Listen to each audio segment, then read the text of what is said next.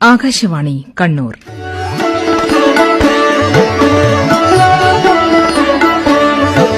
അങ്കണം.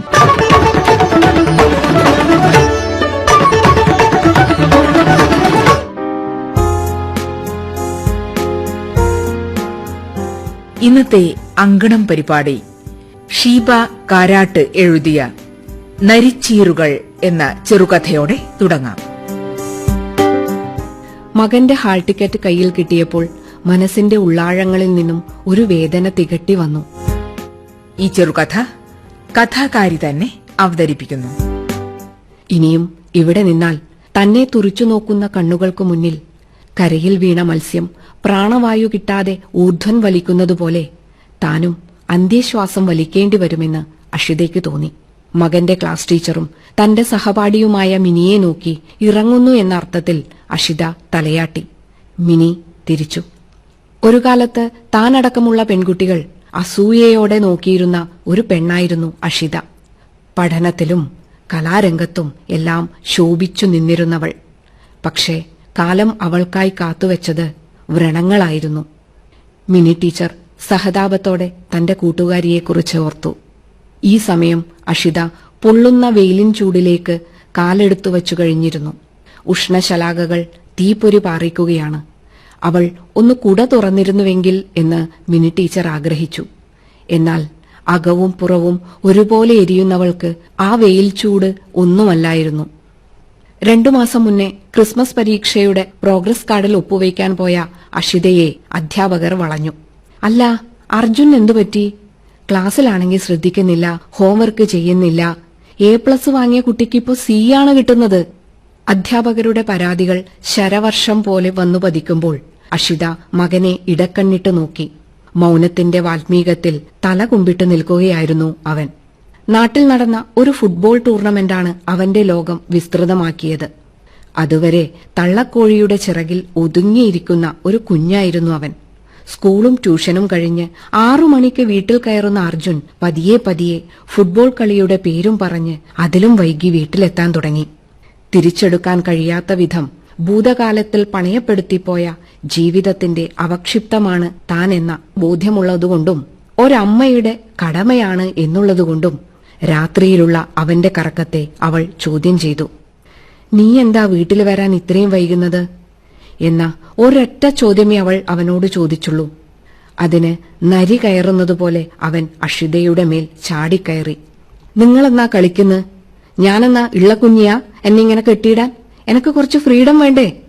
അവനിൽ നിന്ന് പ്രതീക്ഷിക്കാത്ത മറുപടി കേട്ട് അഷിത ഉത്തരം മുട്ടി നിന്നു. പിറ്റേന്നു തന്നെ മിനിയെ കണ്ട് എല്ലാം പറഞ്ഞു. മിനി മുറ്റിയ ഒരു ചിരി സമ്മാനിച്ചു. അധ്യാപനമെന്നുള്ളത് സേവനം. പിള്ളേരുടെ പല തോന്നിവാസങ്ങളും കണ്ടില്ലെന്ന് നടിച്ചാ കൃത്യമായി ശമ്പളം വാങ്ങാം. അങ്ങനെയാണ് അഷി കാലത്തിന്റെ പോക്ക്. അതിൽ ആശ്വാസം തോന്നിയത് തന്റെ മകനെ പോലെയുള്ള കുറച്ചു കുട്ടികളെ കണ്ടപ്പോഴാ. അവരും കൈവിട്ടു പോകുമെന്നറിയുമ്പോ. പരാതി പറയാൻ ചെന്ന മിനി ടീച്ചർ അതിലും വലിയ ധർമ്മസങ്കടത്തിലാണെന്ന് അഷിതയ്ക്ക് മനസ്സിലായി. അഷിത നടന്ന് നടന്ന് ടൗണിലെത്തി. അവിടെ വച്ച് വഴി 2ആയി പിരിയുകയാണ്. ഒന്ന് ഗാന്ധി പാർക്ക് റോഡിലേക്കും മറ്റേത് റെയിൽവേ ബ്രിഡ്ജിനടുത്തേക്കും. ഏതു വഴി തിരഞ്ഞെടുക്കണം എന്ന തീരുമാനം നിർണായകമാണ്. അവൾ ബാഗിൽ നിന്നും മൊബൈൽ ഫോൺ എടുത്ത് മിനി ടീച്ചർ തന്ന പോലീസുകാരന്റെ നമ്പറിലേക്ക് വിളിച്ചു. സാറേ, ഞാൻ രാവിലെ പരാതി തരാൻ വന്നില്ലേ? ആ കുട്ടിയുടെ അമ്മയാണ്. ആ, ഇതുവരെ വിവരമൊന്നും കിട്ടിയിട്ടില്ല. SI അന്വേഷിക്കാൻ പോയിട്ടുണ്ട്. എന്തെങ്കിലും വിവരം കിട്ടിയാ നിങ്ങൾ അങ്ങോട്ട് വിളിക്കാം. അതും പറഞ്ഞ് അയാൾ ഫോൺ കട്ട് ചെയ്തു. ഒലിച്ചിറങ്ങിയ വിയർപ്പു തുള്ളികളെ വിരലുകൊണ്ട് തുടച്ചെറിഞ്ഞ് അവൾ വീണ്ടും നടത്തമാരംഭിച്ചു. നഗരത്തിന്റെ ബഹുസ്വരതയിൽ എവിടെയെങ്കിലും ഉണ്ടാകും ഒഴിഞ്ഞ ഒരിടം. ഇന്നലകളുടെ അവശേഷിപ്പുകൾ പോലെ മാറാല പിടിച്ച വഴിതെറ്റിപ്പോയ കൂട്ടങ്ങൾ രാപ്പാർക്കുന്ന ഒരിടം. തടി തളർന്നു വീഴുന്നതുവരെ മകനെ അന്വേഷിച്ചു നടക്കുവാൻ തന്നെയാണ് അഷിത ഇറങ്ങിയത്. പ്രലോഭിപ്പിച്ചു കൊണ്ടുപോയവർക്കറിയില്ലല്ലോ അവൾക്ക് അവൻ മാത്രമേ ഉള്ളൂ എന്ന്. അവൾ ഗാന്ധി പാർക്ക് റോഡിലേക്കാണ് നടന്നത്. ബസ് സ്റ്റാൻഡിൽ നിന്നും ഗാന്ധി പാർക്കിലേക്ക് എത്താൻ പഴയ ഒരു ഊടുവഴിയുണ്ട്. ഹൈവേ തിരിച്ചുവിട്ടതിൽ പിന്നെ കാടുമൂടി. പാർക്ക് സാമൂഹ്യവിരുദ്ധരുടെ വിഹാര കേന്ദ്രമായി മാറി. അവിടെ എങ്ങാനും ഏതെങ്കിലും ഒരു കോണിൽ അവനെ കണ്ടാലോ? അഷിത രണ്ടും കൽപ്പിച്ച് ഊടുവഴിയിലൂടെ തന്നെ നടന്നു. പണമിട്ട് ചീട്ടുകളിക്കുന്നവർ അഷിതയുടെ കാൽപ്പെരുമാറ്റം കേട്ട് ഞെട്ടി. ഹോ, നാശം, കളിയുടെ മൂട് കളയാൻ ഓരോന്ന് എഴുന്നള്ളും. അഷിതയെ നോക്കി ഒരാൾ ചവച്ചു തുപ്പി. വലിച്ചെറിഞ്ഞ ശീതളപാനീയ കുപ്പികളിൽ കാൽ തട്ടി അവൾ വീഴുവാനാഞ്ഞു. എന്നിട്ടും പിന്തിരിഞ്ഞു നടന്നില്ല. ജീവൻ നഷ്ടപ്പെടുത്താൻ തക്ക പല പ്രശ്നങ്ങളുണ്ടായിട്ടും അതിന് തുനിയാതിരുന്നത് അവൻ തനിച്ചാകുമല്ലോ എന്നോർത്തിട്ടായിരുന്നു. ഇത്രയുമായില്ലേ, ഇനി അങ്ങോട്ടുള്ള ജീവിതവും അവനു വേണ്ടി തന്നെ. അവനെ തിരിച്ചുകൊണ്ടുവരണം. അവൾ ശ്വാസം വലിച്ചെടുത്ത് ഊർജം സംഭരിക്കാൻ ശ്രമിച്ചു. സ്റ്റഡി ലീവ് ദിവസങ്ങളിൽ അർജുൻ വീട്ടിൽ തനിച്ചായിരുന്നു. അവനെ തനിച്ചാക്കി പണിക്കു പോകുമ്പോൾ നെഞ്ചിൽ നെരിപ്പോട് കയറ്റിവെച്ച ഭാരമായിരുന്നു അഷിതയ്ക്ക്. അവനു കാവലിരുന്നാൽ പശിയടക്കാൻ ആരു കൊണ്ടുത്തരും എന്ന ചോദ്യം അവളെ അലട്ടിയിരുന്നു. ആദ്യം അസ്വാഭാവികമായ ഒരു പെരുമാറ്റവും അർജുനിൽ കണ്ടില്ല.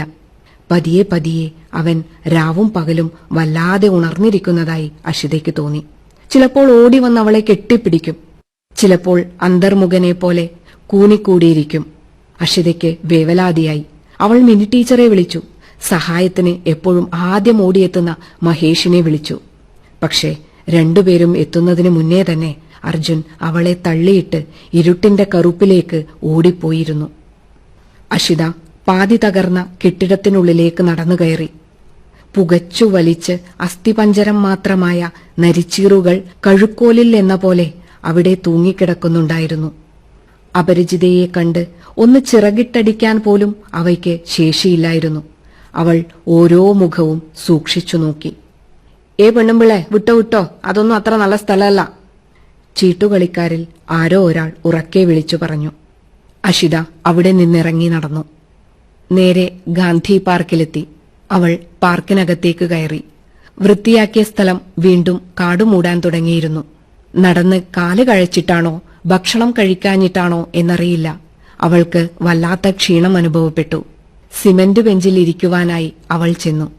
അതിനടുത്തെത്തിയതും ഒരു നിമിഷം അവൾ സ്തംഭിച്ചുപോയി. പ്രതിമയുടെ മറവ് പറ്റി സ്കൂൾ യൂണിഫോമിലുള്ള പെൺകുട്ടിയുമായി ഒരു യുവാവ് ചുണ്ടുകോർക്കുന്നു. അഷിത നിലത്തുണ്ടായിരുന്ന കുപ്പി ചവിട്ടിത്തെറിപ്പിച്ചു. അവളെ കണ്ടതും പെൺകുട്ടി ഓടിമറഞ്ഞു. യുവാവ് അഷിതയെ നോക്കി പല്ലുകടിച്ച് നടന്നുപോയി. കാഴ്ചകൾ മനസ്സിനും ശരീരത്തിനും പ്രഹരമേൽപ്പിച്ച അവസ്ഥ. അഷിതയ്ക്ക് പിന്നീട് അവിടെ ഇരിക്കാൻ തോന്നിയില്ല. വെയിലിന്റെ നിറം മങ്ങുകയാണ്.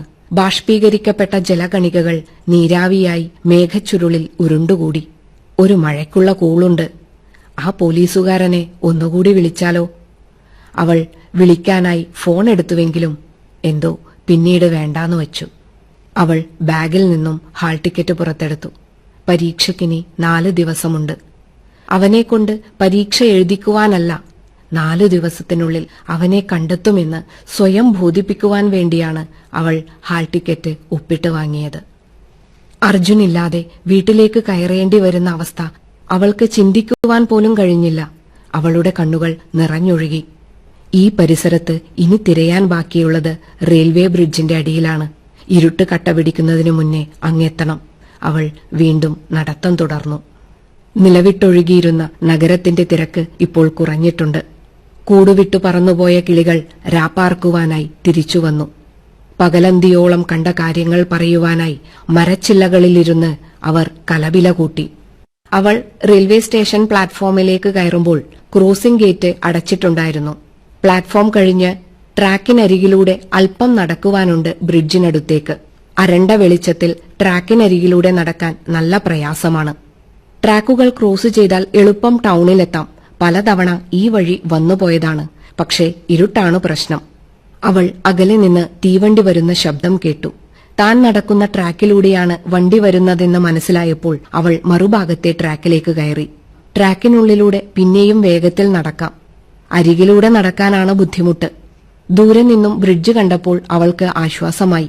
ആരോ ലൈറ്റ് അടിച്ചു തരുന്നതുപോലെ. അടുത്തെത്തുംതോറും വെളിച്ചം കൂടി വന്നു. താൻ നടന്നുകൊണ്ടിരിക്കുന്ന ട്രാക്ക് പ്രകമ്പനം കൊള്ളുന്നത് അവൾ അറിഞ്ഞില്ല. പൊടുന്നനെ മനസ്സിലൊരു സംശയം തോന്നി. തിരിഞ്ഞു നോക്കാൻ തുനിയുമ്പോഴേക്കും ട്രെയിനുകൾ തലങ്ങും വിലങ്ങും കടന്നുപോയിരുന്നു. അപ്പോഴാണ് തെറിച്ചുപോയ അവളുടെ ബാഗിൽ നിന്നും ഫോൺ റിങ് ചെയ്തത്. നരിച്ചീറുകൾ. ഈ കഥ പറഞ്ഞത് ഷീബ കാരാട്ട്.